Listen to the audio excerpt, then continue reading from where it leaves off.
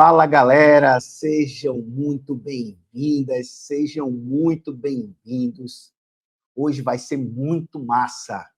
Por quê? Porque a gente vai conversar sobre gargalos, sobre problemas, sobre erros que são muito comuns e perigosos quando a gente fala do prognóstico clínico dos pacientes adultos sobre ventilação mecânica. São erros, muitas vezes silenciosos, que vão comprometer o sucesso da estratégia. E o mais importante dessa aula de hoje é que, para além de apenas expor, apontar o dedo e dizer onde se está errando, eu vou apresentar medidas simples para que você os evite, para que você corrija essa prática, caso ela esteja acontecendo no teu dia a dia, na tua prática clínica diária. Tudo baseado em experiência prática e em também fisiologia. É isso que a gente vai trazer aqui nessa aula. Uma aula que eu tenho certeza vai ser disruptiva para você, vai mudar a tua forma de enxergar o jeito como você conduz a ventilação mecânica e vai garantir resultados muito melhores para os teus pacientes e também para você dentro da tua equipe. Tá? Então, fica comigo até o final. Vai ter muita informação de valor e no final dessa aula eu vou te apresentar uma proposta, uma opção imperdível para você dar seguimento nessa sua busca pelo protagonismo profissional. Tá? Então, vem comigo.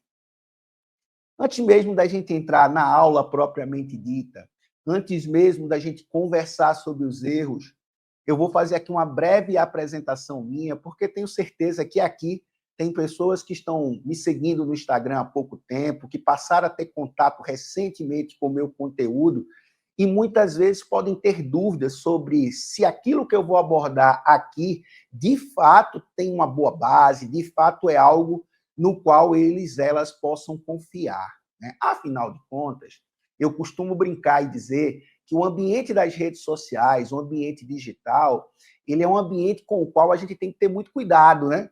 Porque como ele não tem barreira de entrada, ali vão estar diversas pessoas compartilhando conteúdos esses, às vezes de qualidade, às vezes não tanto, pessoas que têm realmente prova social no mundo físico, ou seja, pessoas que se destacam no seu dia a dia profissional, ou às vezes pessoas que não, são basicamente aqueles, né, influenciadores digitais que trazem para cá, para as redes sociais, conteúdos que nem sempre foram comprovados na prática clínica desses profissionais. Então, quem está aqui com vocês hoje é o Flávio Maciel. Eu sou fisioterapeuta e intensivista, então essa é a minha vida há 25 anos, ou seja, a metade da minha existência aqui nesse plano tem sido destinada a manejo de ventilação mecânica, ao cuidado ao paciente crítico ou potencialmente crítico.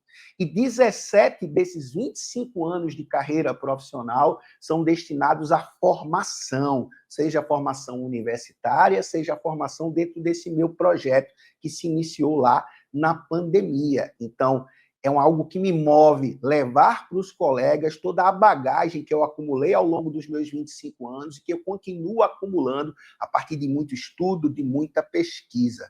Tá?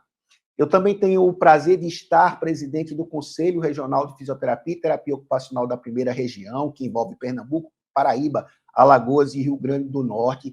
Então, isso me dá propriedade também para falar sobre autonomia profissional, para falar sobre aquilo que é atribuição, que não é atribuição do profissional fisioterapeuta, para também discutir aspectos do relacionamento da equipe interdisciplinar e favorecer uma missão também, a transformação da forma como os profissionais da equipe lidam com essa relação diária do fazer profissional frente à ventilação mecânica. Eu atuo diretamente na linha de frente, eu sou fisioterapeuta intensivista, sou concursado há 17 anos da Secretaria Estadual de Saúde de Pernambuco, onde a ventilação, sobretudo em pacientes do trauma, pacientes neurocríticos, é a minha realidade, em virtude do perfil da unidade de terapia intensiva do hospital no qual eu sou lotado. E, como já falei aqui, eu sou um educador. A sala de aula, né, no qual eu transformo a Beira Leito, formando residentes, formando pós-graduandos, estagiários, foi sempre a minha escola, e é nela que eu consigo desenvolver uma metodologia que, com muita tranquilidade, conecta fisiologia, estratégia e a realidade clínica que todos nós vivenciamos. Nesse cenário, para que vocês tenham uma ideia, eu já capacitei só no nosso projeto digital da pandemia para cá, exatos 9.945 profissionais, entre fisioterapeutas, enfermeiros, médicos veterinários e outros interessados do Brasil e do mundo em se capacitar em ventilação mecânica. Então, é por isso que aqui você não vai encontrar achismo, tá? O que você vai encontrar aqui não é mais do mesmo. É um conteúdo construído por quem vive UTI, por quem ensina com base em ciência, sem achismos, sem decoreba, porque decorar protocolo, guideline, consenso é fácil demais.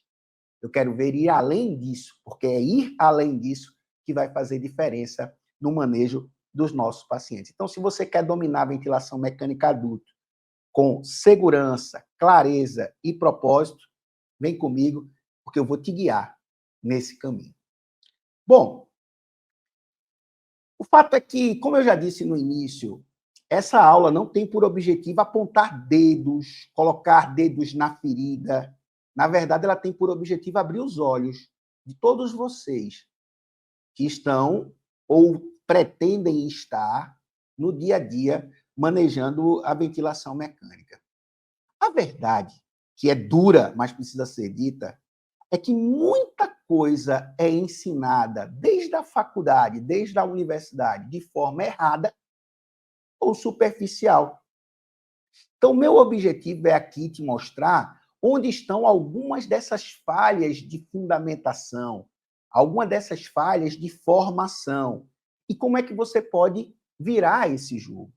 Então, ao longo desses cerca de 60 minutos, que foi o tempo que eu planejei para expor todo esse conteúdo para vocês, a gente vai deixar claro por que essa aula é necessária, quais são os 7 erros mais críticos, na minha opinião, que a gente evidencia no dia a dia da ventilação mecânica. Eu vou discutir casos reais aqui com você, que vão te dar uma ideia de como ter o conhecimento correto, aprofundado, pode fazer diferença no manejo, se contrapondo, se contrastando com o cuidado que é oferecido quando as pessoas estão na margem, quando as pessoas são medianas, quando as pessoas beiram a mediocridade. Eu vou te mostrar como é possível mudar esse cenário e ainda te apresentar um caminho para que você enverede por uma formação mais do que completa em ventilação mecânica adulta. Aí eu vou deixar aqui algumas perguntas inquietantes para a gente começar essa brincadeira, né? Você já ventilou alguém no automático? Aquela velha história, né? Você está diante de um paciente, olha para o ventilador e acaba só repetindo o que o plantão anterior fez, o que o colega que foi rendido por você fez. Isso é ventilar no automático, né? Isso é ventilar porque alguém disse que é legal. Isso é ventilar porque eu li que no protocolo institucional da minha unidade tem que ser assim.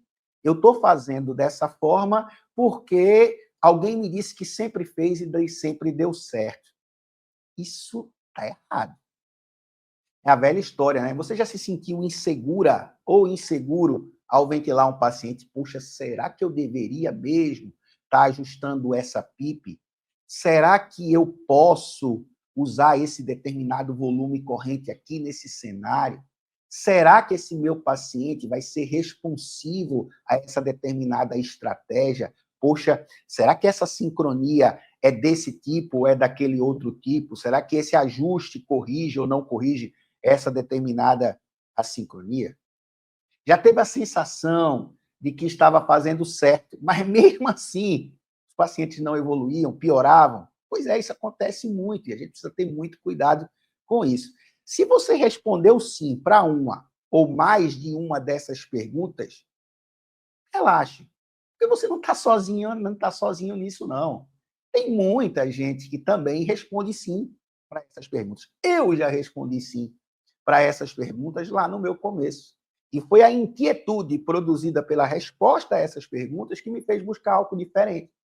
Então, eu estou aqui para inquietar vocês e para que vocês despertem para a necessidade de buscar algo diferente. Você até pode estar ventilando, programando o ventilador e achando que está fazendo um bom trabalho. Mas, às vezes, os efeitos adversos desse ajuste não tão correto, eles são muito, muito discretos, cumulativos ao longo do tempo. Às vezes se confundem com outros efeitos adversos de outros problemas relacionados ao internamento na UTI, que faz com que você nem perceba, nem abra os olhos para eles. Então, é importante que você entenda que, a partir dessa aula aqui, você vai começar a enxergar por que muito do que está sendo feito ao teu lado ou por você não está correto, tá? Bom, vamos direto ao ponto agora? Eu disse que eu vou falar sobre 7 erros. Escolhi 7 erros. Claro, você tem certeza que eles são os 7 erros mais frequentes nas UTIs? Certeza, ter submetido isso ao crivo de uma análise metodológica, um estudo científico, eu não tenho.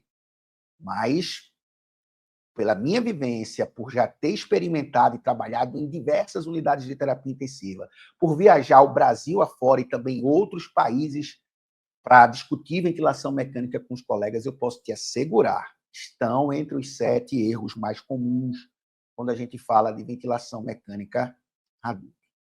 E aí, eu vou começar por esse aí. Ajustar a PIP simplesmente por um protocolo, uma tabela, um valor fixo, porque alguém acha que todo paciente com SARA, com SDRA, precisa e vai melhorar com PIP alta, porque acha que toda vez que houver uma queda na gasometria arterial da relação PaO2-FiO2, o paciente é candidata a aumento da PIP, e não fazer o ajuste da PIP por aquilo que deve ser nosso guia, que é a fisiologia. Então, toda vez que você ajusta a PIP só por protocolo, por valor pré-determinado por um determinado método, sem levar em consideração as repercussões fisiológicas disso, você está cometendo um grave erro. Afinal de contas, grava essa frase aí impactante. A mesma PIP que salva em um paciente pode estar colapsando alvéolos em outros, e eu vou além. Pode estar também super distendendo alvéolos de um outro paciente. Você provavelmente já se deparou com uma situação onde dois pacientes diferentes, ambos tinham o diagnóstico de síndrome do desconforto respiratório agudo, SDRA, por pneumonia. Vamos botar essa causa direta aí, pulmonar, de SDRA. Ambos apresentavam na gasometria um raio-x muito ruim, cheio de opacificações. Já havia sido descartada uma causa de origem cardíaca ou hipervolêmica para justificar o edema pulmonar que ele apresenta. E na gasometria arterial, ambos têm uma hipoxemia severa com a relação PaO2-FiO2 abaixo de 100. Imagine 2 pacientes com esse mesmo cenário. Você chega para um doente, estabelece uma PIP ali, sei lá, de 14 centímetros de água, esse doente melhora do ponto de vista de mecânica respiratória. Como assim, Flávio? Ele reduz a driving pressure, que é a pressão de distensão, que é a diferença entre a pressão de platô e a PIP total. Ele melhora do stress index, que é uma variável beira-leito que nos dá a ideia indicativa através da observação gráfica do gráfico pressão-tempo, do gráfico escalar pressão-tempo, se está havendo sobredistensão, colapso ou não. Então, a gente percebe um shape da curva pressão-tempo mais homogêneo, então ele está melhorando. A razão ventilatória dele, obtida através de dados antropométricos e da gasometria arterial, demonstram que houve uma redução do espaço morto alveolar, então está havendo uma melhor relação VQ. O ecocardiograma com janela de ventrículo direito, feito à beira-leito, identifica uma redução da sobrecarga do VD, com redução dos sinais de hipertensão pulmonar secundária, isso é muito bom. E, para além disso, ele tem uma melhora da hipercapnia. Por quê? Porque ele reduziu o espaço morto alveolar e melhora também a relação PaO2-FiO2, a saturação, inclusive, dele fica acima de 92%, ao ponto de você poder reduzir a FiO2. Você levanta as mãos para o céu e diz: muito obrigado, o meu trabalho foi um trabalho assertivo, eu consegui resgatar esse paciente e trazer ele para um cenário de viabilidade clínica. Parabéns, deu tudo certo. Já o outro paciente tem o mesmo cenário clínico, você estabelece a mesma PIP de 14, é tudo diferente. Ele aumenta a razão ventilatória, indicando que houve aumento do espaço morto alveolar. Isso vem acompanhado de um shape, de um formato da curva pressão-tempo, indicando um stress index maior do que 1,1, que é sugestivo de sobredistensão pulmonar, e aí você já encaixa as informações. Aumentei a PIP. A PIP produziu mais sobredistensão do que reabertura alveolar, porque você tem que entender que o pulmão de SDRA ele é heterogêneo. Você tem áreas mais dependentes da gravidade, mais abaixo, que tendem fortemente ao colapso, que tendem à consolidação, mas você tem alvéolos nas regiões mais superiores que às vezes estão normoaerados. Quando você aplica uma PIP alta, essa PIP é a mesma nessas unidades alveolares todas aí. E ela pode abrir alvéolos colapsados, mas também pode sobredistender alvéolos já abertos. Nesse cenário que eu estou apresentando do segundo paciente, você está produzindo mais sobredistensão, hiperdistensão dos alvéolos já abertos do que a abertura dos alvéolos colapsados. Aí o stress index piora, a driving pressure piora. Gente, a driving pressure é um marcador de proteção pulmonar. Estudos mostram, né, que na SDRA, quando está acima de 15 centímetros de água, tem associação forte com o desfecho mortalidade. Bom, mas essa driving pressure ela pode aumentar em dois cenários completamente diferentes. A driving pressure pode aumentar quando tem colapso e pode aumentar quando tem sobredistensão. Você deve lembrar, em fisiologia, da curva pressão-volume, onde você tem o primeiro ponto de inflexão, o segundo ponto de inflexão. Quando a driving pressure está alta, é porque provavelmente a maior parte do sistema respiratório, dos alvéolos desse paciente estão ou acima do segundo ponto ou abaixo do primeiro ponto de inflexão. Você precisa homogeneizar, você precisa trazer esse pulmão para essa zona entre o primeiro ponto e o segundo ponto. Então, vejam, esse doente, você colhe a gasometria arterial, piorou da hipercapnia pelo aumento da sobredistensão, pelo desequilíbrio VQ, pelo aumento do espaço morto alveolar. Você, na mesma gasometria, vê que a relação PF não melhora. E, quando você analisa o funcionamento do ventrículo direito, está lá o ventrículo direito grandão, com volume sistólico final alto, porque ele não está conseguindo ejetar, porque a pós-carga dele aumentou muito. Por que a pós-carga do VD aumentou, professor? Porque a resistência vascular pulmonar aumenta. E como assim, Flávio? Qual é a relação entre a resistência vascular pulmonar e o aumento da PIP? Se a PIP for excessiva para o teu doente, ao ponto de comprimir, por conta da abertura dos alvéolos sobredistendidos, comprimir os vasos alveolares, esses vasos vão estreitar. Isso vai aumentar a resistência vascular pulmonar, vai aumentar a sobrecarga sobre o VD. E aí o ventrículo direito não consegue ejetar corretamente. Para além disso, o septo interventricular que separa o VD do VE vai deslocar para o lado esquerdo, diminuindo a capacidade de enchimento do ventrículo esquerdo, diminuindo a eficiência contrátil do ventrículo esquerdo. Aí o débito cardíaco diminui. Para além disso, como você está usando uma PIP muito alta, aumentando a pressão intratorácica, o gradiente de retorno venoso dos membros superiores, dos membros inferiores, do abdômen para o tórax vai diminuir, diminuindo pré-carga de ambos os ventrículos. Então, você já tem uma pré-carga reduzida, já tem uma eficiência contrátil reduzida, o débito cardíaco desaba. E na hora que o débito cardíaco desaba, a pressão arterial do doente cai.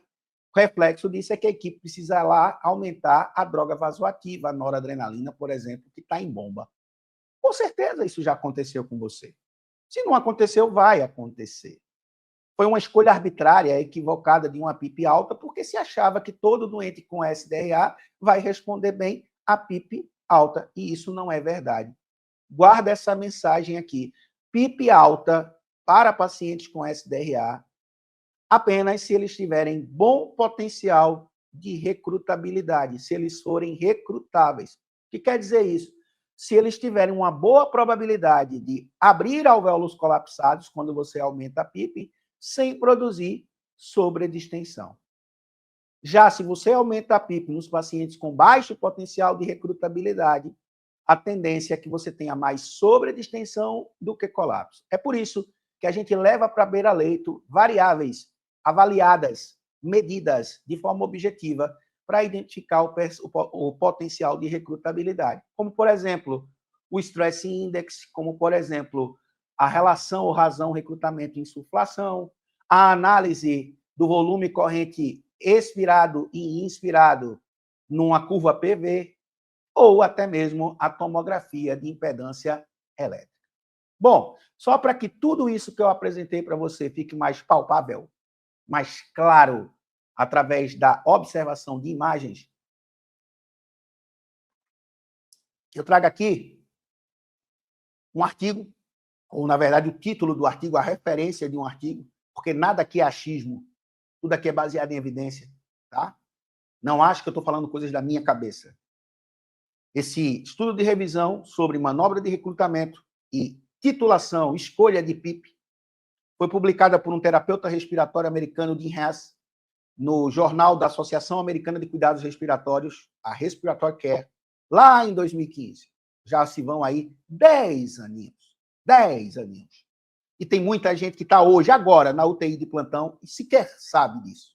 10 anos. A gente precisa se manter em formação continuada. Fujam dos profissionais que estão há 10 anos, 8 anos, 6 anos, 5 anos, 3 anos numa unidade de terapia intensiva, atendendo sem ter feito nenhuma atualização, capacitação. Fuja desse perfil do profissional. As coisas mudam, as coisas evoluem muito rapidamente em ciência, mais ainda quando a gente fala de ventilação mecânica. Então, olha que legal o que o autor fez.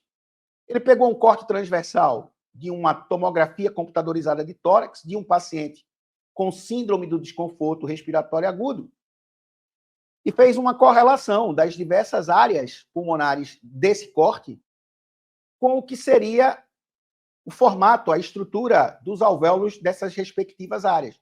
E aí você vai ver exatamente o que eu citei sobre heterogeneidade. Você tem desde alvéolos totalmente colapsados, atelectásicos, até alvéolos totalmente abertos, que sofrem, no final da inspiração, sobredistensão. Então, eu tenho no doente com SARA alvéolo que, no final da inspiração, sobredistende, e eu tenho um alvéolo que, no final da expiração, colapsa. Pior, esse alvéolo aqui, que tende ao colapso, ele abre na ins, fecha na ex, abre na ins, fecha na ex. É o chamado tidal recruitment, ou simplesmente abertura e fechamento cíclicos do alvéolo. O mecanismo de lesão pulmonar induzido por esse fenômeno chama-se atelectrauma.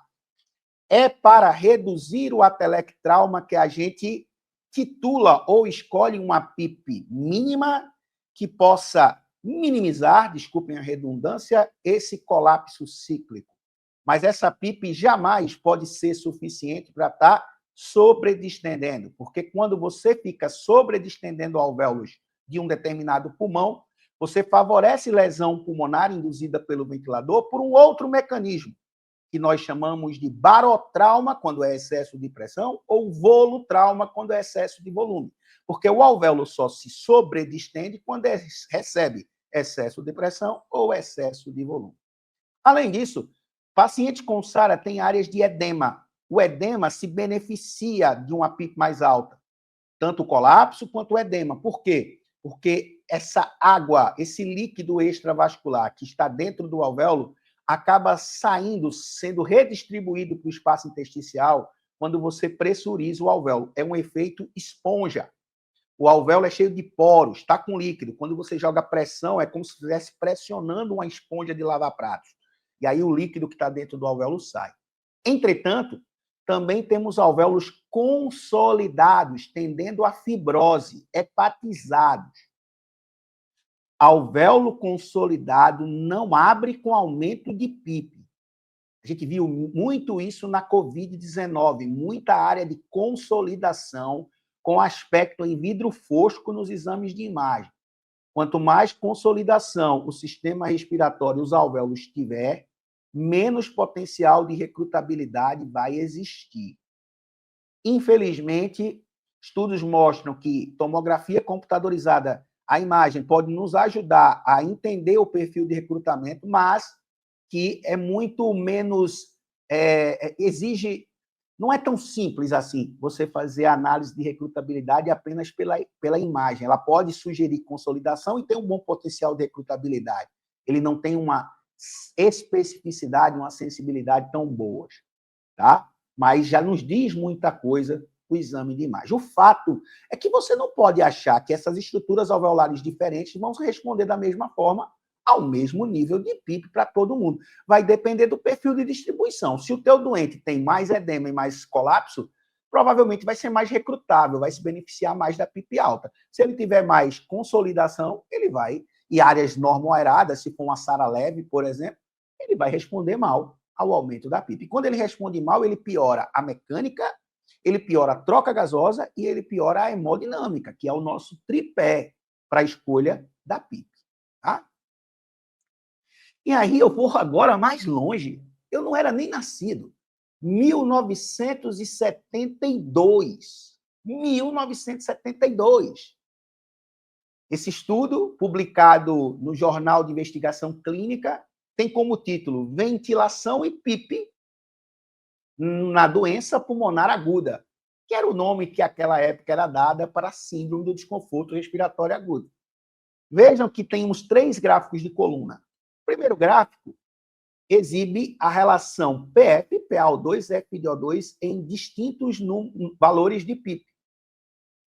Na letra B, no gráfico B, nós temos a capacidade residual funcional, que é o volume de ar que fica dentro do pulmão para manter os pulmões abertos no final da expiração, nos diferentes níveis de PIP. E a complacência pulmonar, que aqui foi avaliada a dinâmica, mas na prática hoje a gente observa a complacência estática nos diferentes níveis de PIP. Complacência é a variação de volume sobre variação de pressão. A dinâmica é o volume corrente sobre a pressão de pico menos a PIP total. A estática é o volume corrente dividido pela pressão de platô menos a PIP total, ou volume corrente sobre driving pressure. Olha, como eu vou te chamar a atenção para uma coisa. Ó, à medida que a PIP vai sendo aumentada de 0 para 5, de 5 para 10 e de 10 para 15, a oxigenação desses doentes vão melhorando. Porque eles têm SARA, têm colapso, têm shunt e responde bem a PIP. Beleza, tranquilo. Além de ter o aumento, a melhora da troca gasosa, da oxigenação, a gente observa também um incremento da capacidade residual funcional. Você está reabrindo alvéolos. Está aumentando o tamanho funcional do seu pulmão. Você está recrutando. Beleza. Mas olha o que acontece com a complacência. Ela aumentou quando a PIP foi incrementada de 0 para 5. Teve uma pequena queda quando a PIP foi aumentada de 5 para 10. E reduziu ainda mais quando a PIP foi aumentada de 10 para 15. Veja, como é que se interpreta isso? A PIP de 15 melhorou a gasometria, aumentou o volume pulmonar, mas às custas de uma redução da complacência. Como assim, Flávio? Porque você tem um quantitativo de áreas sobredistendidas significativo. Então, toda vez que você abre o pulmão, você melhora a oxigenação, mas isso pode estar ocorrendo concomitantemente com a sobredistensão. Se você tem redução da complacência aqui, pode ter certeza que você aumentou a driving pressure. Por quê? Complacência é volume corrente sobre driving pressure. Se a complacência caiu, a driving pressure é inversamente proporcional, ela aumentou. Vale a pena você usar uma PIP de 15, que é esse exemplo aí, só porque melhora a oxigenação, só porque aumenta o volume total do pulmão, às custas do aumento de uma variável que significa aumento de stress, aumento de strain, liberação de mediador inflamatório, alto risco de vile, alto risco de biotrauma e alta mortalidade? Por isso que a gente tem optado por escolher a PIP não pela oxigenação isolada, não pela saturação isolada, pela tabela PIP-FiO2, mas sim pela melhor mecânica. Às vezes, a PIP ideal para o seu doente não é aquela que dá a melhor oxigenação, é aquela que dá uma oxigenação melhor do que no basal, sem produzir sobredistensão, sem produzir aumento da driving pressure. Por isso que a gente escolhe a PIP pela melhor driving pressure. 1972. Em pleno 2025, você ainda vê muita gente selecionando PIP apenas pela oxigenação do doente. Isso é um grave erro. É não usar a fisiologia ao nosso favor. Se você dispõe de um recurso como esse, está tudo parcialmente resolvido. Eu estou me referindo à tomografia de impedância elétrica. E aí eu vou usar duas imagens de tomografia de impedância elétrica para demonstrar para você o quanto os doentes são diferentes uns dos outros. Pacientes com SARA. Tá? Eu tenho aqui o mapa de ventilação, a distribuição da ventilação no sistema respiratório, a complacência regional. Nós temos aqui duas linhas, uma laranja e uma branca. Tá?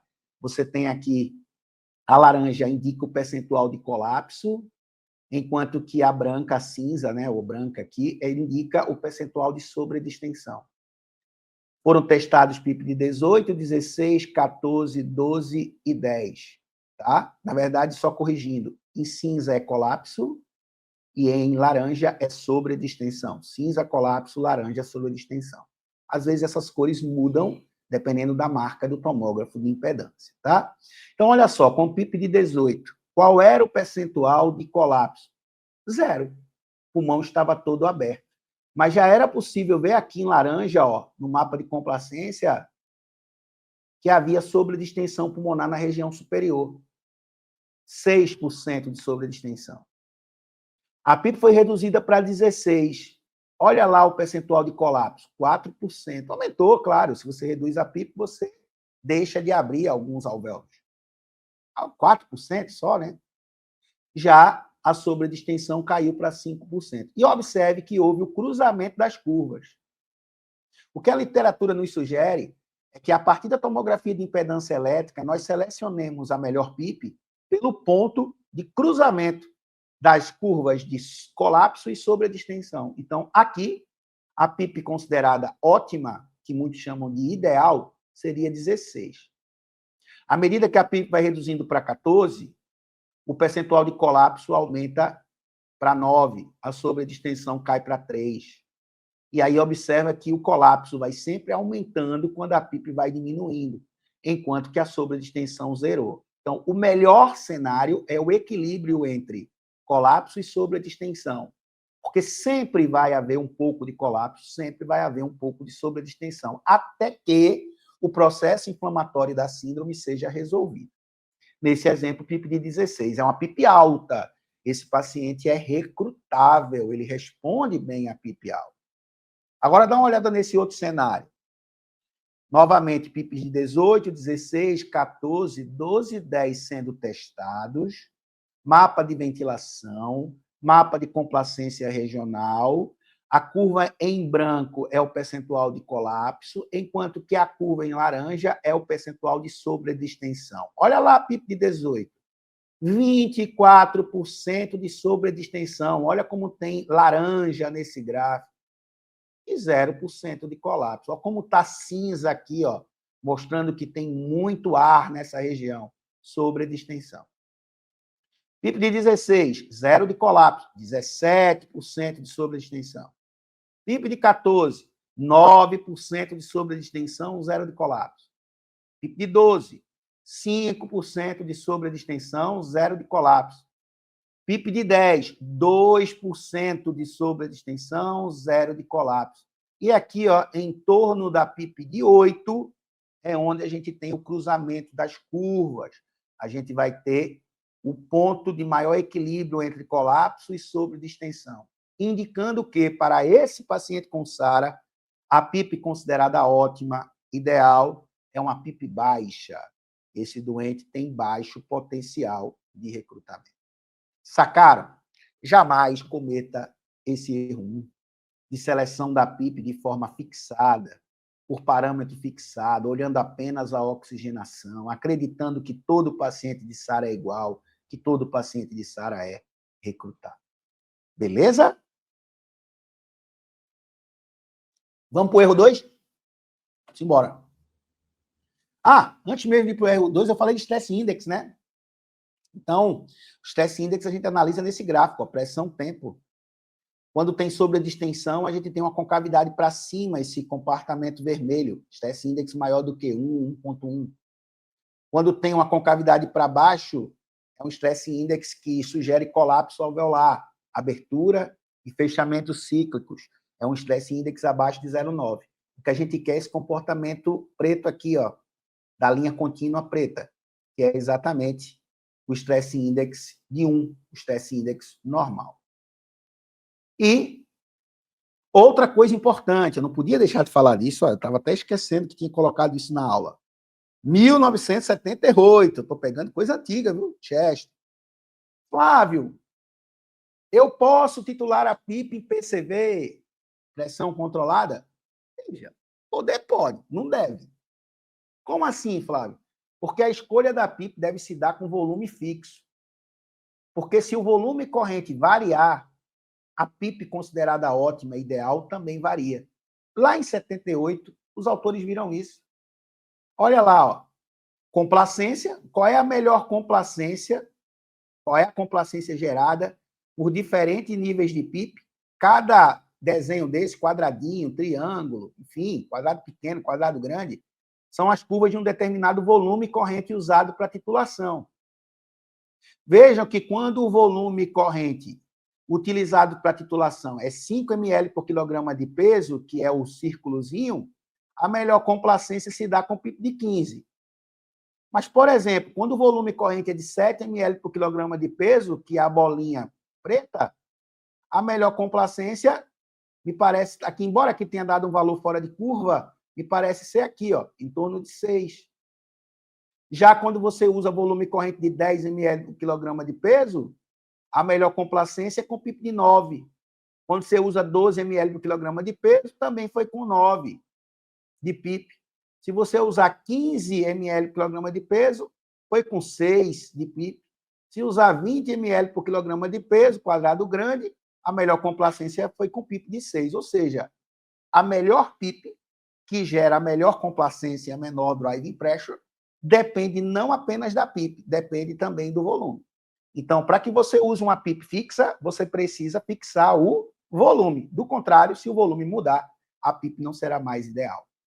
Faz um print aí, guarda para quando as pessoas te perguntarem se deve ou não titular em PCV. Beleza? Erro 2. Ignorar a mecânica respiratória como bússola terapêutica. Toma nota aí dessa frase impactante. Quem não mede, ventila totalmente no escuro. Você aceitaria fazer uma viagem de avião onde não houvesse instrumentos para guiar o comandante? Tu aceitaria? Então, por que a gente vai aceitar que um paciente grave tenha a sua ventilação mecânica conduzida por alguém que não tem condição de monitorar e monitorizar adequadamente o doente? É engraçado isso, né? Então, não cometam esse erro. Complacência, driving pressure, resistência, stress index, mechanical power e outras variáveis são dados que estão ali no ventilador, esperando para guiar a tua conduta. Mas muitos profissionais ainda não usam. Por quê? Desconhecem? Porque ninguém os ensinou de forma clara? Ou porque se acham acima do bem e do mal e que podem fazer bem feito sem ter esses indicativos aí para nos ajudar? Não cometam esse erro. Vou dar aqui um exemplo prático de como a gente pode estar sendo induzido ao erro e cometendo um erro grave quando a gente não monitoriza. Por exemplo, existe um percentual significativo de pacientes obesos, cardiopatas, com doença pulmonar obstrutiva crônica, DPOC, com SARA, síndrome de desconforto respiratório agudo, com hipervolemia, que desenvolve um fenômeno chamado limitação ao fluxo expiratório. O que vem a ser isso? É um fechamento, é um colapso da via aérea durante a expiração, fazendo com que, ao término da expiração, um determinado volume de ar tenha ficado aprisionado no interior do sistema respiratório. Quando isso acontece, a pressão alveolar aumenta intrinsecamente. A gente chama isso de PIP intrínseca ou alto PIP. Alto PIP não é causado apenas por broncoespasmo, como alguns acham. A alto PIP pode ser causada por esse fenômeno, limitação ao fluxo expiratório. Quando tem limitação ao fluxo expiratório, o formato da curva gráfica muda, do gráfico especialmente fluxo-tempo. Olhando o fluxo expiratório, a gente vai ver um sinal clássico de LFE, limitação ao fluxo expiratório. Quando esse fenômeno acontece, eu já falei, gera-se alto PIP. Além disso, aumenta-se a pressão de platô, piora-se a complacência, favorece a sincronia de esforço inefetivo, pode favorecer também delay de disparo, ou seja, são consequências que a gente precisa identificar, monitorizar, para que a gente possa tentar corrigir o problema. Agora, se eu não sei, se eu não monitorizo aquela variável, não sei o significado dela, eu não vou saber resolver.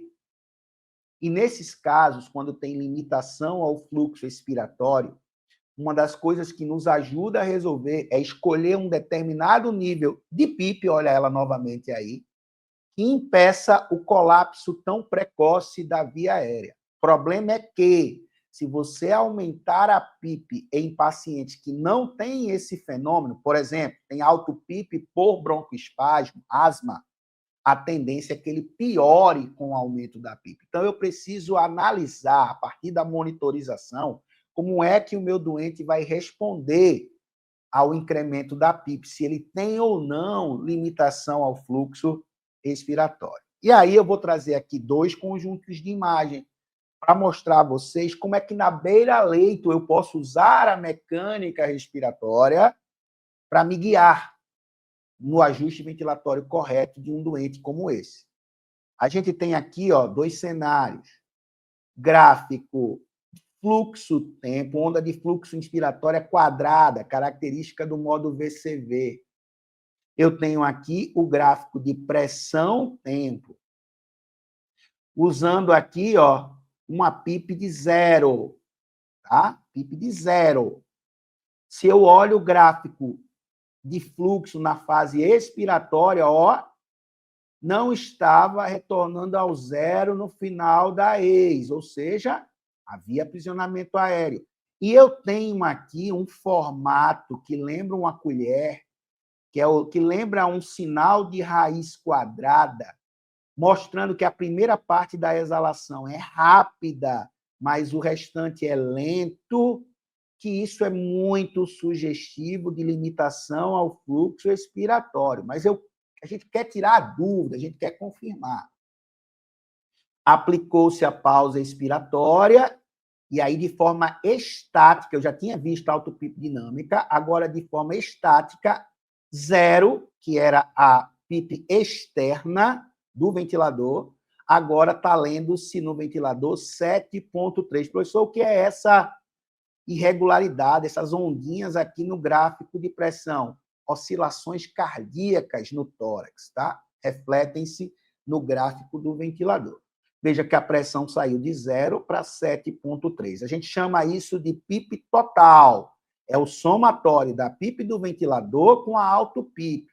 Se tem 0 de PIP no ventilador e 7,3 é a PIP total, é porque ela é igual a auto-PIP. Tá? Então, PIP externa ou extrínseca, 0. PIP total, 7,3. A diferença é exatamente a auto-PIP ou a PIP intrínseca, 7,3. Nesse cenário, a pressão de pico aqui é 38. E a pressão de platô com pausa curta está muito discreta aqui, a gente tem que ter um olhar muito atento. Olha a pausa inspiratória curta aqui, ó, fluxo zero antes de exalar, está em 18. Quanto é a driving pressure aqui? É a pressão de platô menos a PIP total. Precisa levar em consideração o alto PIP. Muita gente não faz isso. Muita gente avalia a driving pressure só com pressão de platô menos PIP do ventilador. E não é. Se houver alto PIP, ela precisa e deve ser considerada. Então, eu tenho aqui uma driving pressure de 10,7, que é 18 menos 7,3. Olha o que a gente fez. A gente aumentou a PIP do ventilador agora de 0 para 5. Olha aqui em cinza, ó, denotando o aumento da linha de base. Mantivemos a pausa curta na inspiração e mantivemos a pausa ex. Observem que ainda tem sinais de aprisionamento aéreo e o sinal aqui, ó, clássico de limitação ao fluxo expiratório. Mas durante a pausa expiratória, observou-se que a PIP total agora é 9,3. Gente, a total é 9,3. Aumentou. Mas a gente aumentou a PIP para quanto? De 0 para 5. Quanto é a alto PIP? A diferença, 9,3 menos 5. Apenas 4,3. Era 7,3. Agora é 4,3. O que eu quero dizer com isso? O incremento da PIP nesse cenário foi bom. E quem me disse isso foi a mecânica do meu doente, mostrando que houve uma absorção da PIP externa, houve uma tendência a manter a via aérea aberta sem comprometer o esvaziamento pulmonar. Então, a gente tem agora, ó, uma alto PIP de 4,3, embora a PIP total seja maior do que era antes. O que importa para a gente é a absorção da alto PIP. E eu chamo a atenção também para a pressão de pico e de platô. É claro que quando você aumenta a PIP, aumenta a linha de base, a pressão de pico também aumentou, mas aumentou apenas 2 centímetros de água, foi para 40. E a pressão de platô caiu. Flávio, como é que cai se eu estou aumentando a pressão dentro do alvéolo com o aumento da PIP? Caiu porque você está desinsuflando, porque você está permitindo que os alvéolos se esvaziem na ex. A platô caiu para 17. Calculem agora a driving pressure, 17 de platô, menos a PIP total, menos 9,3. Ela caiu para 7,7. Ou seja, ela sai de 10,7 para 7,7. Você está diminuindo o estresse, diminuindo o strain. Está melhorando a hemodinâmica, porque a auto-PIP caiu. Está melhorando a eficiência de disparo, se o seu doente estiver acordado com drive e ventilação assistida. Jamais você seria capaz de fazer uma medida como essa, que faz total diferença no dia a dia, que faz as pessoas olharem e falarem, meu amigo, minha amiga, como é que você conseguiu isso? Se você não monitoriza adequadamente a mecânica respiratória e não domina a fisiologia por trás disso. Se você for apenas um mero técnico manejador de ventilador, você não vai resolver isso. É só um exemplo, entre tantos outros, onde a mecânica respiratória precisa ser sua bússola terapêutica. Domine mecânica, senão você não vai muito longe. Aqui é um evento contrário, individualização. Não dá para fazer isso para todo mundo. A mecânica vai te dizer onde é bom e onde é ruim. Veja que tem alto PIP, veja que não tem o sinal de limitação ao fluxo respiratório, pique platô, pausa PIP de 0 aqui, pausa ex, PIP total 7,5. Tá? Então, eu tenho PIP externa 0, PIP total 7,5. A alto PIP, então, é a diferença, 7,5. A pressão de pico é 20, platô é 12. 12 de platô menos 7,5 de PIP total, isso vai nos dar 4,5 de driving pressure. Segundo cenário, Aumentou a PIP para 5, a PIP total foi para 12,5. Veja que aumentou proporcionalmente. Era 7,5, aumentou para 12,5. Por quê? Porque tu aumentou 5 de PIP. Eu já sei que ele não respondeu. PIP externa 5, PIP total 12,5. Portanto, a PIP intrínseca é 7,5, mesmo valor, não mudou nada. O pico aumentou os mesmos 5 centímetros de água, porque não houve absorção dessa PIP. E a pressão de platô aumentou desproporcionalmente, foi para 19, está sobredestendendo. Pressão de platô 19 menos 12,5 vai para 6,5 de driving pressure, aumentou 1 centímetro de água na driving pressure. Portanto, piorou. Vale a pena usar PIP de 5 nesse cenário? Não. A auto-PIP que ele tem vai ser resolvida dessa forma? Não. Provavelmente a causa disso aqui é broncoespasmo, asma, que muitas vezes o doente melhora com PIP 0 do que com PIP 5. E muita gente ainda não acredita nisso, tem dificuldade de aceitar alguns pacientes com broncoespasmo severo na fase aguda, que tem muito aprisionamento aéreo, broncoespasmo que não resolve com terapia medicamentosa, o uso de PIP 0 para aumentar o débito aéreo expiratório. Está aí a comprovação. A mecânica vai nos dizer isso. Não abandona ela, use. Perfeito? Vamos para o erro 3?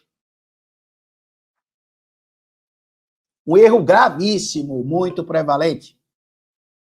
Tratar a gasometria e não o paciente, sem levar em consideração o ventilador e a individualidade do doente. São os verdadeiros tratadores de gasometria. Olha lá, Flávio, como é que está essa PaO2 e FiO2 aumenta a PIP. Olha, Flávio, como é que está essa frequência, vamos lavar a CO2. Aliás, olha como é que está esse CO2, vamos aumentar a frequência para lavar. Não se trata gasometria, gente. Gasometria é um parâmetro indicativo de algo que pode ocorrer por diversos fatores diferentes. Um exemplo disso é a hipercapnia. Ela pode ser consequência de um evento, ela pode ser provocada por um ajuste ventilatório que você quis realizar, ou que você realizou sem perceber. O fato é que não dá para tratar a gasometria. Se você apenas corrige a PaCO2, mas ignora, por exemplo, se o paciente ficar assincrônico, fadigado, você vai estar causando um prejuízo grande para o seu doente. Gasometria sem contexto ventilatório é como tentar diagnosticar uma fratura só com a dor. Você precisa chegar, ter uma especificidade maior no seu diagnóstico. Então, não fica só na gasometria arterial. E aí eu vou trazer um caso clínico aqui, como eu tinha prometido, para a gente discutir um pouquinho disso. E tem muito a ver com o tema do erro passado. Preste atenção.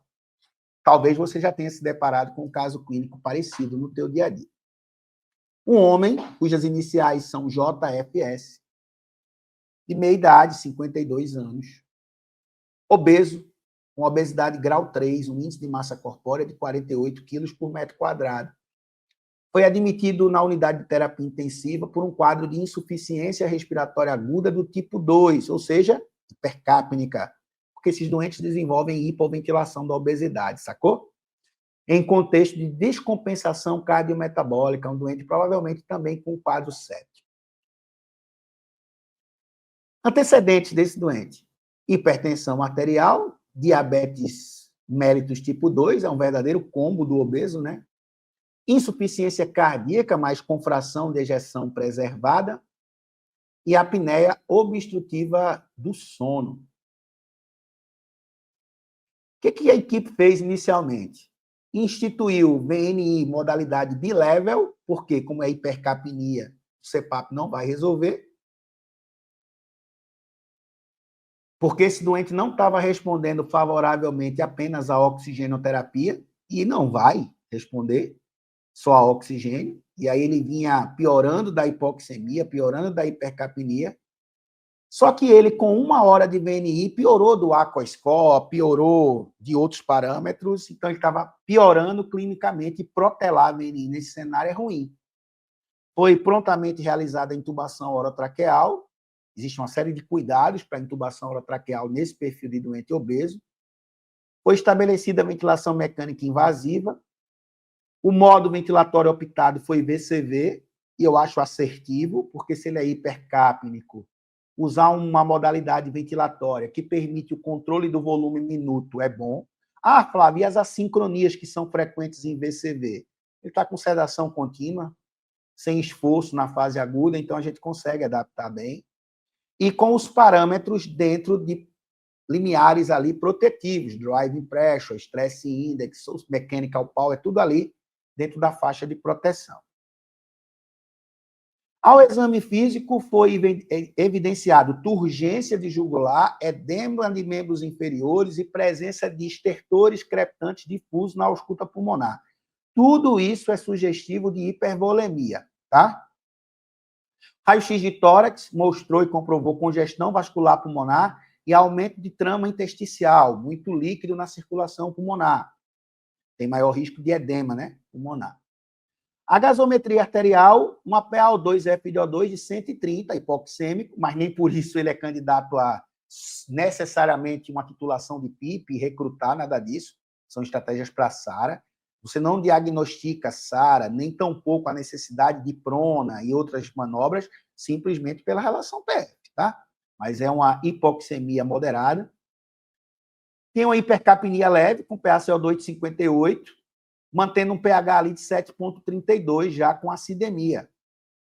E do ponto de vista de mecânica, uma pressão de platô de 24, uma driving pressure de 14 e sem alto PIP.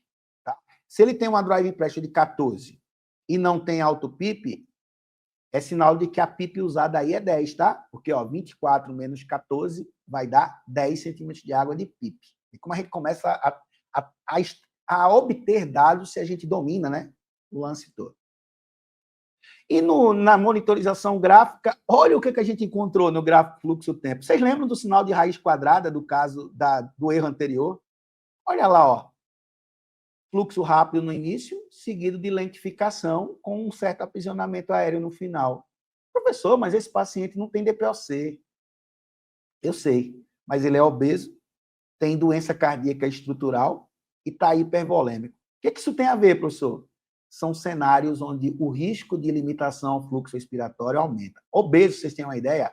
Tem estudos mostrando que a prevalência do paciente em ventilação mecânica, durante a fase em decúbito com cabeceira elevada, pode chegar até 40%.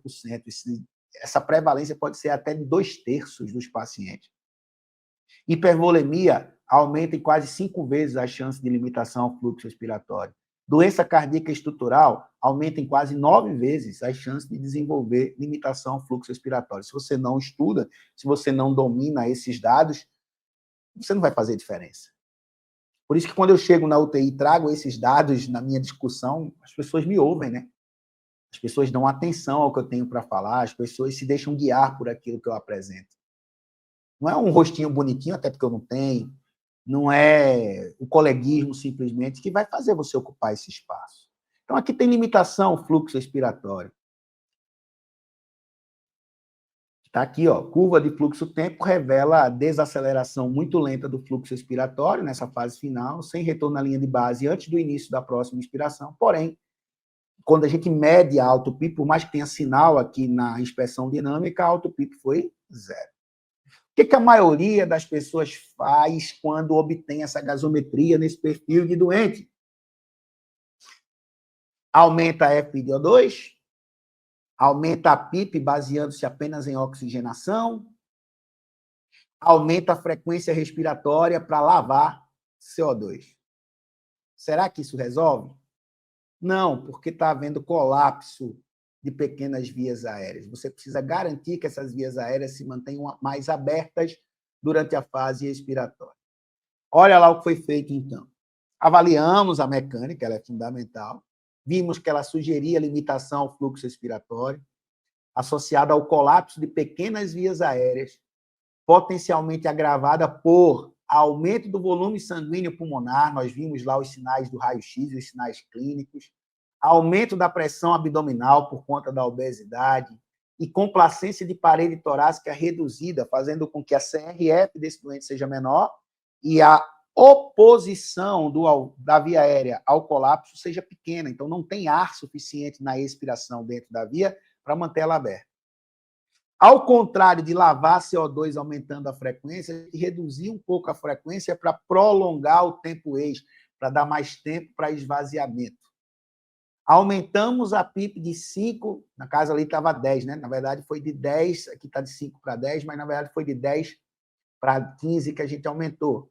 Baseado no PIP teste, porque com PIP de 15, a gente conseguiu melhorar a mecânica respiratória. Tá? Pedimos para a equipe médica otimizar a hemodinâmica. Ela iniciou diurético de alça para controle de hipervolemia. Após as intervenções, algumas horas depois, olha o gráfico de fluxo-tempo. Melhorou o padrão respiratório, reduziu a resistência de vias aéreas e melhorou a troca gasosa. Perceberam?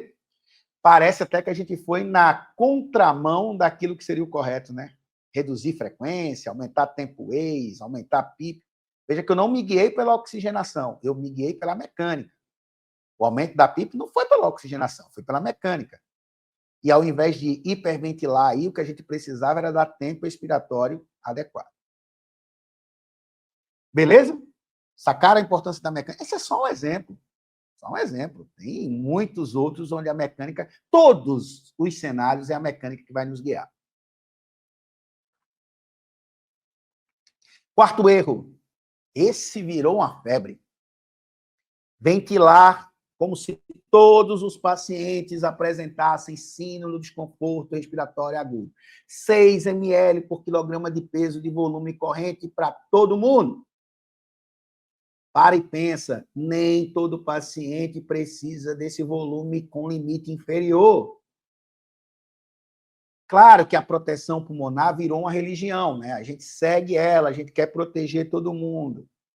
Mas cuidado, usar a estratégia de paciente de SDRA para todo mundo vai favorecer colapso, atelectasia induzida por hipoventilação, vai piorar a hipercapnia. Então, a gente precisa entender que volume de 6 ml por quilograma de peso é para quem tem o chamado fenômeno de baby lung, que é um pulmão funcionalmente menor do que sua dimensão anatômica. Ventilar com 6 ml por quilograma de peso é fundamental para reduzir a driving pressure para limites de segurança. Se você consegue os limites de segurança de driving pressure com volume corrente de 7, de 8 ml por quilograma de peso, está tudo ok. Agora, também não se justifica usar volume corrente mais alto do que 9, 10 ml por quilograma de peso. Tem até autores que sugerem que você pode ir até 9 ml por quilograma de peso se a driving pressure estiver ok. Eu limito a 8, tá? Agora, não precisa ser 6 para todo mundo. Esse é o Baby Lung, um corte tomográfico de pulmão, mostrando que essas áreas mais dependentes da gravidade estão fechadas, consolidadas, colapsadas, com muito broncograma aéreo, porque tem colapso. Veja que a área disponível do pulmão para receber volume é menor, essa área mais superior que eu estou demarcando aqui com a seta, em ambos os pulmões. Então, é um baby lung, é uma dimensão de pulmão de criança em um tórax de adulto. É claro que se eu tentar colocar 8 ml por quilograma de peso aí, vai produzir sobredistensão dos alvéolos abertos, vai aumentar a driving pressure, vai aumentar a pressão de platô, vai aumentar o mechanical power. Nesse caso, eu preciso reduzir o volume corrente. E, às vezes, precisa até ser menor do que 6, gerando a chamada hipercapnia permissiva, é proteção do pulmão. Mas para que usar 6 ml por quilograma de peso se o pulmão não é um baby lung? Claro que essa história de reduzir volume corrente vem ganhando força ao longo do tempo, e eu não estou dizendo que não é para reduzir. Você vai reduzir sempre que isso for protetivo. Então, chegava-se a ventilar lá nos anos 50, 60, com volume corrente de 12 a 15 ml por quilograma de peso, visando normalizar a troca gasosa, aceitando pressão de platô de até 50 centímetros de água. E a mortalidade era muito alta naquele tempo. Com o Armatrial, produzido pelo ADSNet no ano 2000, comparando a estratégia convencional de 12 ml por quilograma de peso com um volume de 6 ml por quilograma de peso, onde a mortalidade caiu significativamente, passou-se a ventilar SARA com volume corrente de 6 ml por quilograma de peso, limitando a expressão do platô a 30 centímetros de água, ajustando o volume corrente pelo peso predito. Só que o Lancet, um estudo de 2016, mostrou que mais importante do que controlar o volume corrente é controlar a driving pressure. Você até pode usar um volume corrente maior do que 6, desde que a driving pressure não exceda 15 centímetros de água. O guideline da Sociedade Europeia de Terapia Intensiva de 2023 assegura isso, né? Que o volume corrente baixo pode ser de 4 a 8 ml por quilograma de peso, desde que a gente mantenha a driving pressure limitada a 15. Tudo isso no contexto de SARA. Está aqui, ó, encontrando o volume corrente ótimo na síndrome do desconforto respiratório agudo. Fora da SARA, você vai usar um volume corrente que não gere driving pressure acima de 15. Não tem que ser necessariamente 6, 5, 4. Tá? Dar mais relevância à driving pressure é fundamental. E foi isso que esse estudo do Evan Gallagher, publicado em 2021, mostrou para a gente.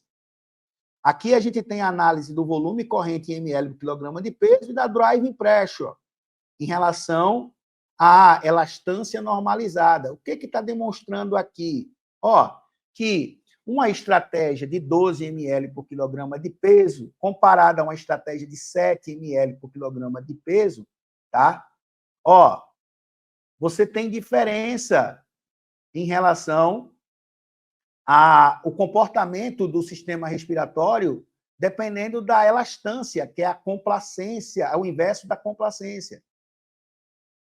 O grande problema é você usar volume corrente alto para quem tem complacência baixa, que é aquele doente com elastância alta.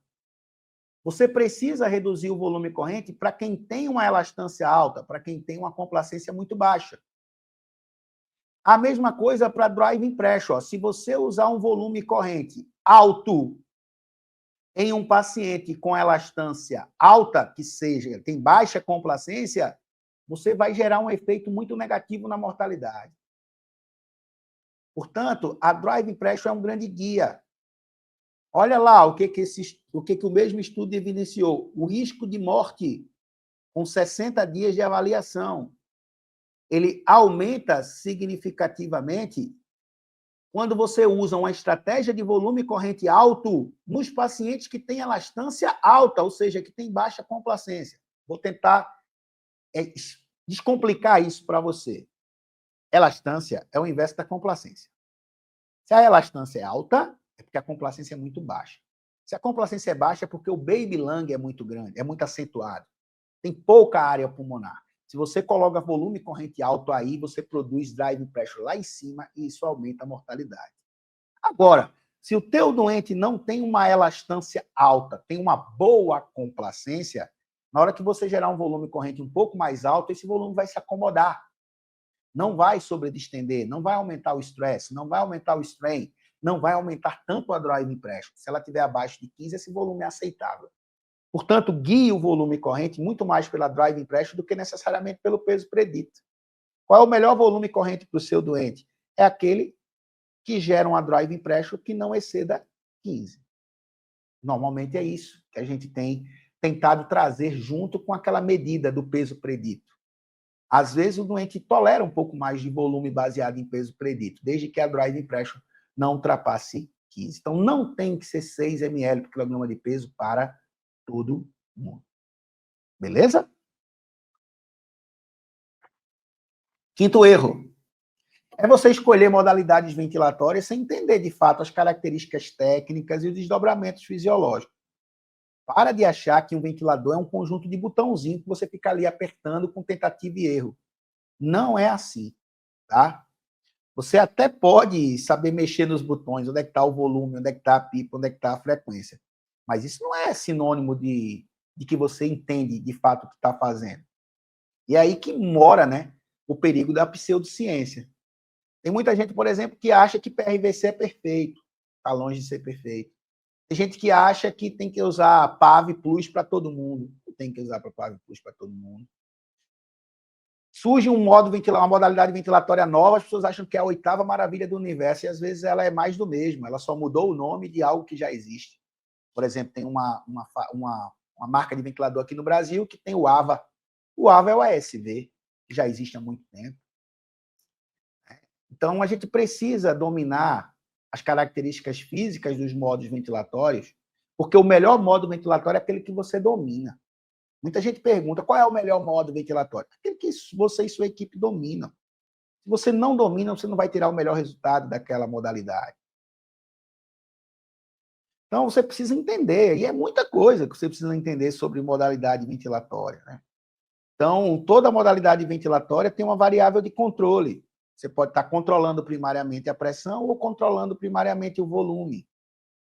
E existe modo ventilatório que é dual, que você controla ambos. É o caso, por exemplo, do VAPS, né, que é uma alternativa ao PSV. Toda modalidade ventilatória pode ser classificada de acordo com o tipo de ciclo ventilatório que ela libera.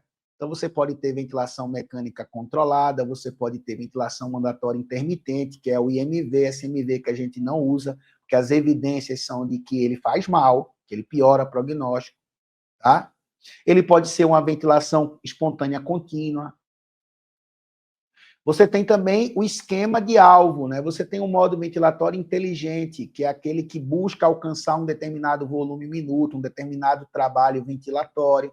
Você tem os modos duais, que, como eu já disse, controla duas variáveis ao mesmo tempo. Os adaptativos, que muita gente confunde com duplo controle, com dual. O adaptativo é o PRVC, é o PRVC, o VG, o PCV-VG, que são modos ventilatórios onde você controla primariamente a pressão, mas a pressão pode mudar automaticamente para tentar alcançar o teu volume, se adaptar para encontrar o volume. Nós temos os chamados modos ventilatórios biovariáveis, né, onde você tem uma variação, por exemplo, de pressão de suporte randômica, para poder gerar uma alteração do padrão de ventilação. Você tem modos ventilatórios considerados de alvo ótimo, onde vai obter uma zona ótima de ventilação, é o caso do ASV. Você tem modos ventilatórios set points, onde você ajusta uma variável que precisa ser encontrada. Você tem os modos servo, que são aqueles que se autoprogramam. Então, percebam que existem várias características. Não daria para falar sobre todas elas aqui, mas é preciso que você tenha uma formação que inclua esmiuçar modalidade por modalidade ventilatória. E aí, cada modalidade dessa reage diferente às mudanças de mecânica respiratória, por exemplo.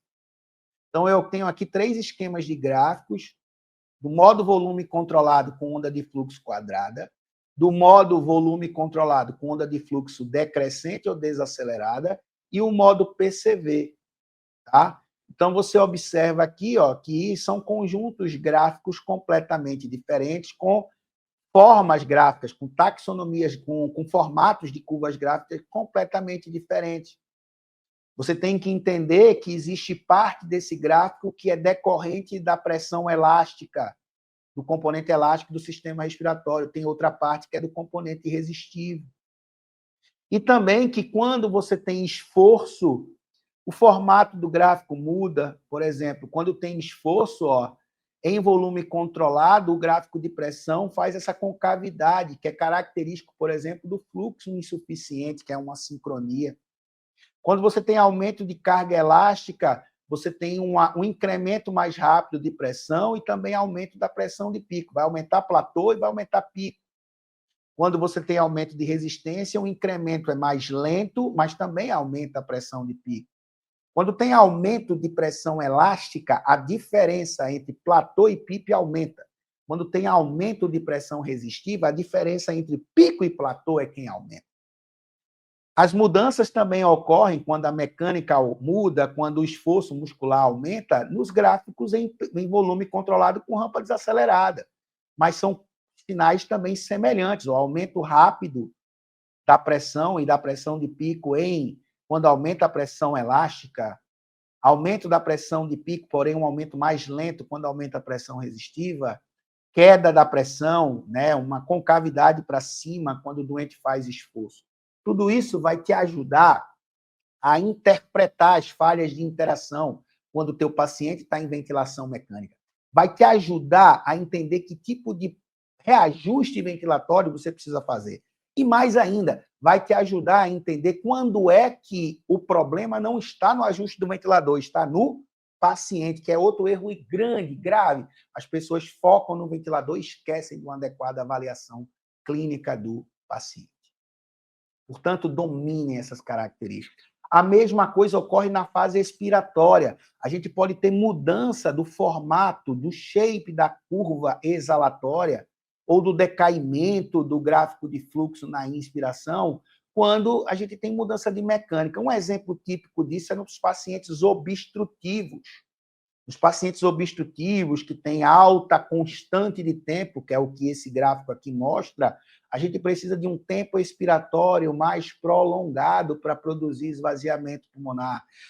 Nos doentes que têm síndromes restritivas com constante de tempo baixo, a gente precisa de tempos inspiratórios mais curtinhos, porque ele não precisa de um tempo, na verdade, precisa de um tempo expiratório mais curto para exalar e, às vezes, um tempo inspiratório um pouco mais longo. Então, a gente começa a entender como a mecânica influencia no gráfico, como influencia no modo ventilatório e como eu vou reajustar ou ajustar corretamente o ventilador nesses diferentes cenários. Mas se você não domina a física, se você não domina a variável de controle, o esquema de ciclos, se você não sabe se aquele modo é um modo simples ou é um modo adaptativo, como ele é influenciado pelo esforço, como ele é influenciado pela mecânica, você não irá muito longe. Pois, portanto, não cometa esse erro. Domine as modalidades ventilatórias. Não use VCV porque todo mundo usa. Não ache que tem modo ventilatório dos sonhos, porque eles não existem. O melhor modo ventilatório é aquele que você e sua equipe domina. Por exemplo, a PRV é um modo ventilatório de alternativa de resgate na SARA. Mas não adianta você saber usar e sua equipe não saber, porque ela não vai conseguir manejar. É um modo ventilatório cuja programação toda depende disso aqui, da mecânica respiratória do seu doente. Beleza? Estamos chegando no final, mas ainda faltam 2 erros. O 6º erro é clássico. É negligenciar a interação paciente-ventilador. É não ter capacidade de lidar corretamente com os eventos de assincronias. Afinal de contas, se o paciente briga com o ventilador, quem perde é o diafragma dele e é o parênquima pulmonar dele. Como assim, Flávio? As sincronias estão associadas à disfunção diafragmática induzida pelo ventilador por miotrauma concêntrico e excêntrico e estão associadas a aumento do risco de lesão pulmonar, sobretudo aquelas assincronias que produzem empilhamento de ar, o chamado breathtaking, que é o duplo disparo e disparo reverso, que eu vou mostrar aqui para você. Em virtude disso, a sincronia favorece aumento do uso de sedação, prolongamento do tempo de ventilação mecânica, retardo do desmame e aumento da mortalidade. Portanto, as sincronias matam. Tem revisão sistemática mostrando a associação entre um índice alto de assincronia e mortalidade. Só que elas matam em silêncio. Então, você precisa reconhecer e corrigir as assincronias, e isso exige um olhar que vai muito além da tela do ventilador. É um evento que é uma briga entre dois, o paciente e o ventilador. Não dá para resolver só olhando para o ventilador. Tem que olhar para esse cidadão. Tem que ser capaz de avaliar bem o teu doente, identificar causas clínicas que possam estar gerando uma má adaptação ao ventilador. Então, como eu disse, disfunção diafragmática induzida pelo ventilador está associado à sincronia. Existem 4 fenômenos que causam disfunção diafragmática. Atrofia por desuso, que vai gerar superassistência ventilatória, né, que é gerada da superassistência ventilatória, quando o doente fica muito tempo em ventilação controlada ou no nível de pressão de suporte muito alto, e nem precisa ser muito tempo, tá? 69, normalmente se fala aí que entre até 18 a 69 horas são suficientes para produzir lesão por desuso diafragmático, tá? Você tem a subassistência ventilatória, que pode gerar miotrauma, e esse miotrauma pode ser concêntrico, que é quando você tem um baixo nível de assistência, ou excêntrico, quando você tem algumas assincronias que eu vou mostrar já já, onde o diafragma contrai na sua fase de alongamento. E existe um quarto fenômeno, que é a atrofia longitudinal, que vai acontecer quando você coloca o músculo, as fibras diafragmáticas, em desvantagem mecânica pelo uso abusivo da PIP. As sincronias que podem causar disfunção diafragmática, aquelas em que o diafragma permanece contraindo ou contrai na fase expiratória. Então, ciclagem prematura, esforço inefetivo, disparo reverso, são assincronias que podem produzir miotrauma excêntrico. E aí, vamos brincar um pouquinho, mais um caso clínico? Qual assincronia a gente tem aqui? Como é que está a tua capacidade de identificar esse evento? Temos aí 2 gráficos. Fluxo-tempo, pressão-tempo, de uma mulher, 65 anos, que tem uma SDRA pulmonar por Covid-19, está no 2º dia de tubo, em uso de midazolam, dormonide, né? Propofol, diprivan, fentanil, mantendo um RAS de -5, em PCV, com pressão inspiratória de 29, PIP de 14, tempo inspiratório de 0,8, frequência de 20, com volume corrente expirado variando entre 5,5 e 6 ml por quilograma de peso, com a FiO2 de 85%, saturando o limítrofe ali, 92%. Eu tenho certeza absoluta que vários de vocês olharam para esse sinal, e disseram: isso é um esforço inefetivo. Eu tenho certeza disso. E vocês erraram. Porque só olharam para o gráfico. Esqueceram do doente. Gente, RAS de -5, paciente com SARA, muito sedada, é muito provável. Tudo bem que eu não botei a P01 aqui, que é um marcador de drive, mas é muito provável que o drive dessa paciente esteja abolido ou reduzido.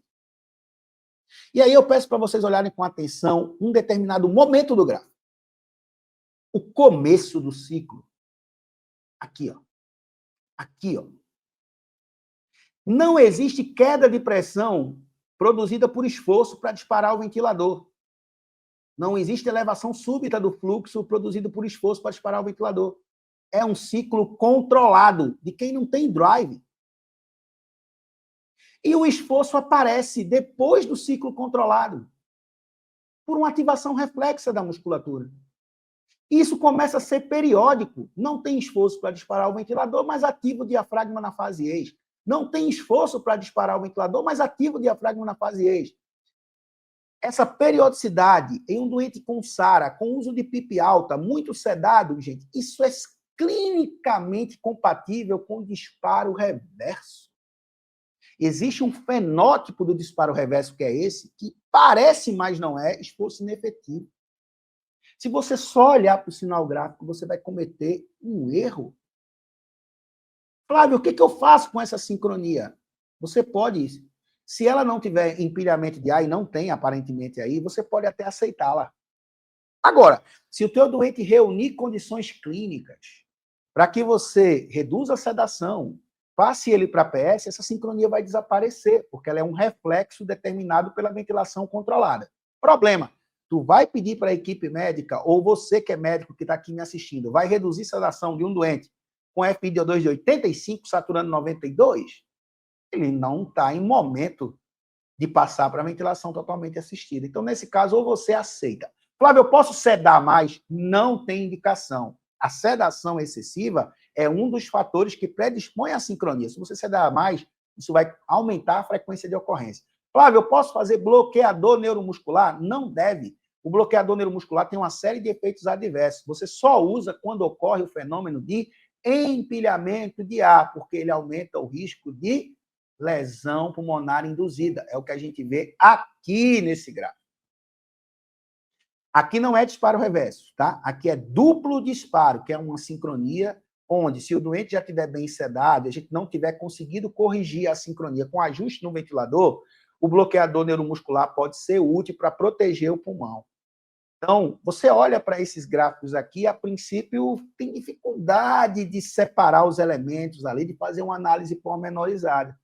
O que eu pretendo que você seja capaz de fazer no seu dia a dia, a partir de uma formação completa em ventilação mecânica, é olhar para o gráfico e conseguir separar esses elementos aí, ó. Uma pressão de platô maior do que a pressão ins, refletindo que houve uma pausa inspiratória aqui, que houve um prolongamento de tempo ins com a ciclagem tardia. Uma curvatura, a gente já viu isso aqui na aula, uma curvatura do gráfico de fluxo para cima, mostrando que tem fome de fluxo, que tem fluxo insuficiente. É uma amputação do pico de fluxo expiratório, mostrando que o primeiro ciclo teve uma ciclagem prematura.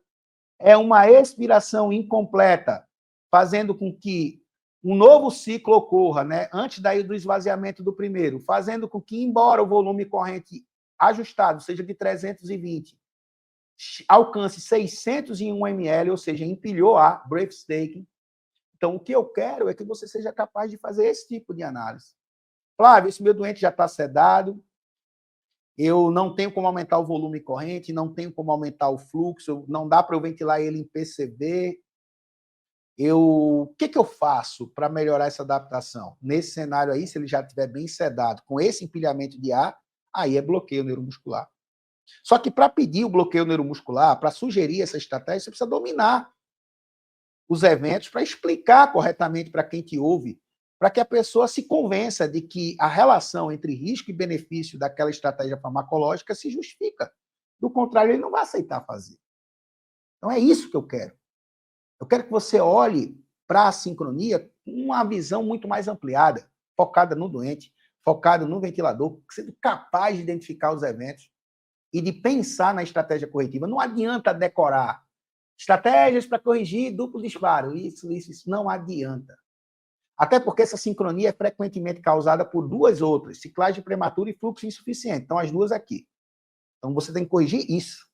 Só que, às vezes, ele está fazendo isso porque o drive ventilatório dele está muito exacerbado pela inflamação, pela dor, pela febre, pela hipercapnia, pela acidose, enfim. Então, você não vai conseguir, às vezes, resolver a sincronia só manejando o ventilador. Você precisa ter o foco também, com certeza, primariamente, no seu doente. Beleza?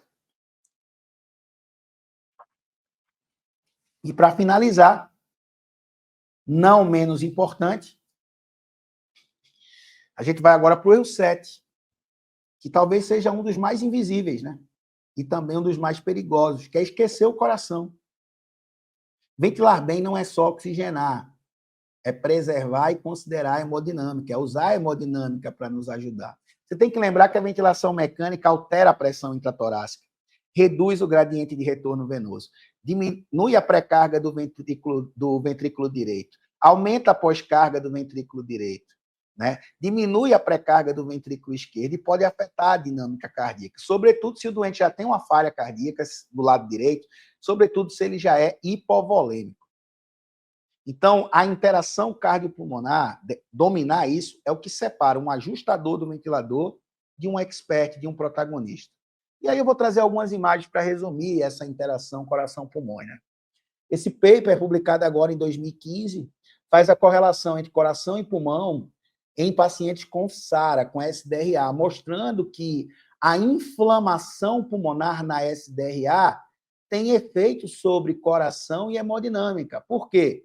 Os mediadores inflamatórios liberados no pulmão aumentam a permeabilidade da barreira alvéolo capilar, favorecendo edema alveolar e intersticial, hipoxemia, hipercapnia, vasoconstricção induzida por hipóxia. Se tem vasoconstricção pulmonar, vai aumentar a sobrecarga do VD, tá? Então, aumenta a pós-carga do VD, favorece isquemia do ventrículo direito, favorece disfunção do ventrículo direito, favorece cor pulmonar aguda e choque. Não sei se você sabe, a posição prona na SARA, ela é tão relevante para o prognóstico clínico, e não é necessariamente porque melhora a oxigenação. Nenhum estudo conseguiu comprovar que a prona salva vidas na SARA porque melhora a oxigenação. Não é por isso necessariamente. É porque protege o pulmão e diminui a sobrecarga do VD. Se você tem um doente com SARA, com importante instabilidade hemodinâmica, aí muitas vezes as pessoas dizem assim, eu não vou pronar não, porque ele está instável hemodinamicamente. Às vezes a saída para ele é pronar. Só que a gente precisa ter a janela de oportunidade. Não pode também deixar esse doente estar muito mal do ponto de vista hemodinâmico para pensar nessa estratégia. Então, vamos lá, ó. Sobrecarga hídrica, que é muito comum na fase aguda. Se já houver uma disfunção da válvula tricúspide ou insuficiência pulmonar. Sobrecarga de volume, sobrecarga de pressão, dilatação do ventrículo direito, redução da contratilidade do ventrículo direito, favorece redução do débito cardíaco, choque, hipoxemia, aumento de droga vasoativa. Isso vai gerar edema periférico, disfunção multiorgânica, vai sobrecarregar também o ventrículo esquerdo. Então, vejam como existe uma interação coração-pulmão. E se você não domina esse cenário fisiológico em um doente sem SARA, um doente com SARA, as chances de você passar da conta com um ajuste ventilatório ou não escolher correto são muito grandes. Tá? A gente tem que lembrar também que a estratégia de ventilação por pressão positiva, ó, estudo recente também, ó, 2025, mostra que ventilação não invasiva ou invasiva, que é com pressão positiva, tem efeitos extrapulmonares que vão além dos pulmões, sobre o cérebro, sobre o coração, sobre os rins. Então, existe insuficiência renal induzida por pressão positiva. Existe isquemia cerebral induzida por pressão positiva. Existe disfunção hemodinâmica induzida por pressão positiva. Pode ser bom? Pode ser bom. Mas também pode ser muito ruim. E aí, como é que a gente individualiza isso? Sendo capaz de avaliar, de monitorizar, de dominar a individualidade hemodinâmica de cada paciente. E aí, para fechar, também 2025, ó, 3 revisões desse ano. Então, eu tenho aqui, ó, injúria renal induzida pela ventilação. Pode ter relação com o nível de PIP. Tá? Então, hipóxia, hipercapnia, inflamação com liberação de citocinas, pelo estresse e pelo estresse pulmonar, redução do retorno venoso, redução do débito cardíaco, constricção das arteríolas eferentes, com aumento da resistência vascular renal. Tudo isso pode favorecer insuficiência renal do paciente mecanicamente ventilado. Muito cuidado com os pacientes hipovolêmicos, muito cuidado com os pacientes com síndrome inflamatória, muito cuidado quando você está ajustando o ventilador e provocando o vile, porque não fica restrito só no pulmão, vai para órgãos à distância. Então, negligenciar a interação coração-pulmão é um dos piores e mais letais erros durante o manejo da ventilação mecânica. E aí, pergunta que não quer calar. Você está só repetindo ajustes ventilatórios ou, de fato, você domina ventilação mecânica? A ventilação mecânica virou repetição para muita gente, pessoal. Mas não basta isso. Não é só repetir, reproduzir protocolo. A vida desse paciente que você está ventilando exige domínio, expertise. E esse domínio não nasce da prática errada. Ele nasce do conhecimento adquirido com base em muito estudo. Conhecimento que é passado para você através de método, através de um guia que tem a experiência comprovada na temática. Então, esses erros que eu falei aqui, se acontecem no teu dia a dia, eles não são necessariamente culpa sua. Eles são reflexo de uma formação, de um ensino que talvez não tenha sido o melhor, falho para a ventilação mecânica, porque é muito falho. Em nenhuma graduação da área da saúde, seja para médicos, seja para fisioterapeutas, seja para enfermeiros, para médicos veterinários, a ventilação mecânica é explorada da forma que deveria. Nem na pós-graduação é explorada da forma que deveria, nem na residência, por exemplo, de terapia intensiva ou de anestesiologia é explorada da forma correta.